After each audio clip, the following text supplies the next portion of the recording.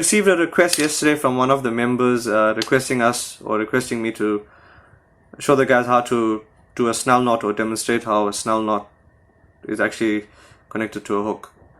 And before I start with the knot itself, I just want to briefly explain to you all why we use a snell knot or when one would use a snell knot.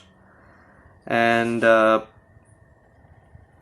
in a nutshell, a snell is a reliable way to actually join a piece of steel or line to a hook. And many prefer not to use the word knot when they refer to snells, because some of them are knotless knots, or a hitch, if one could say that. So why or when would one use a snell? Okay, so if you're tying more than one hook to a single piece of line, you would use a snell. And the reason for that is it actually allows the hook to sit parallel to the line, so that when you're hooking the fish or setting the hook, it actually works.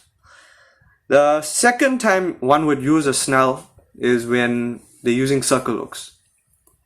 It's a debatable issue, but a lot of the guys prefer the snell on a circle hook so that it actually aids the circle hook to do its job, what it was meant for. Okay, so here goes the two ways that I personally use and that's worked for me. And look, there's many other ways out there. There's many other types of snells. These two are my go-to and it works for me.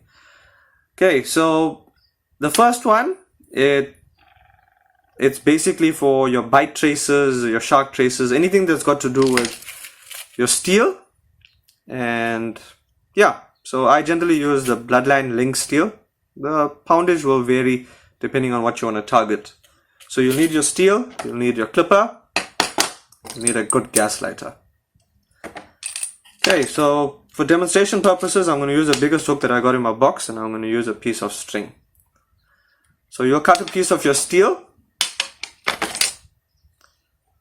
You take the steel, you push it through the hook. You place that tag end against the shank.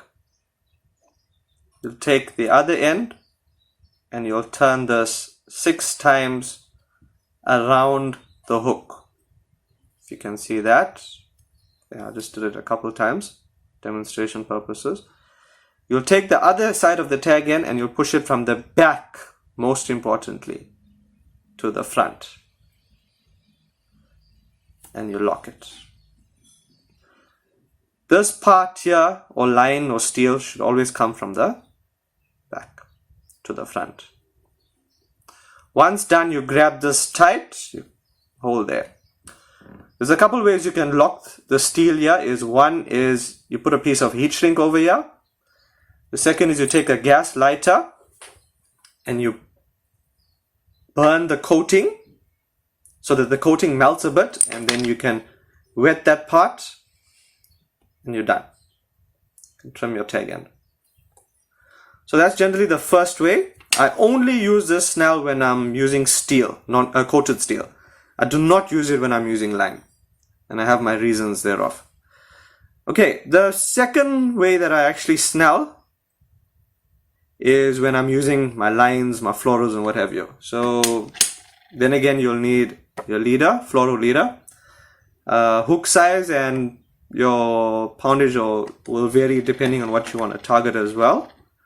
So this way is a little bit more in depth, but I'll try my best to show you on the video with the string and the hook. So you take your tag end and you'll push it through the hook.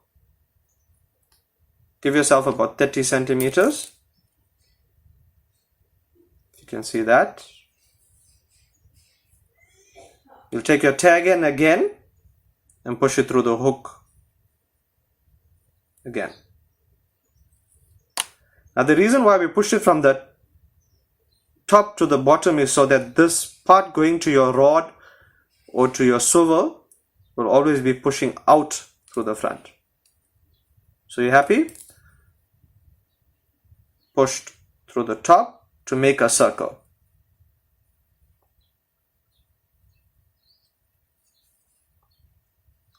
So we've pushed it from the top, going round, back through the eye, and we take this tag in and we keep it flush against the shank of the hook.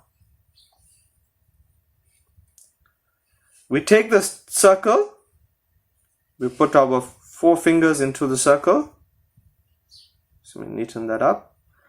So we take our circle, it's a bit too long. You'll turn this once and you'll run it over the hook. I'll show you again. You turn this once and run over the hook. Turn it once, run it over the hook. Turn it once and run it over the hook. So you'll notice how the snell is actually forming onto the hook. This is a locking snell. The other was an easy snell. You place, after you do about 6 snells over the hook, you'll place your 2 fingers so that the line does not open, and this end you will pull fast.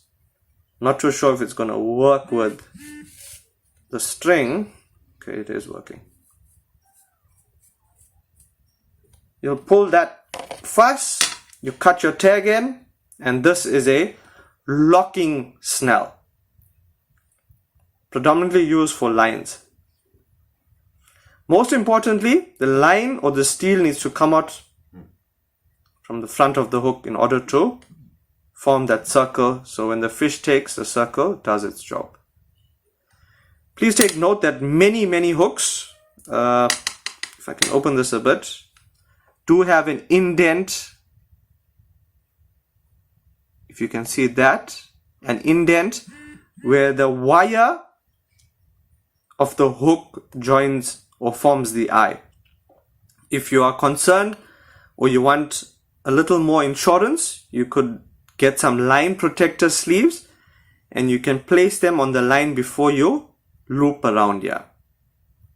You can use a Snell knot for freshwater and saltwater fishing, from the side, offshore, basically anything that you want to target and everything. Yeah, so that's it. That's my take on Snell knots. That's a tool that I use for my type of fishing, and hopefully this video has helped you. If it has, please like and share.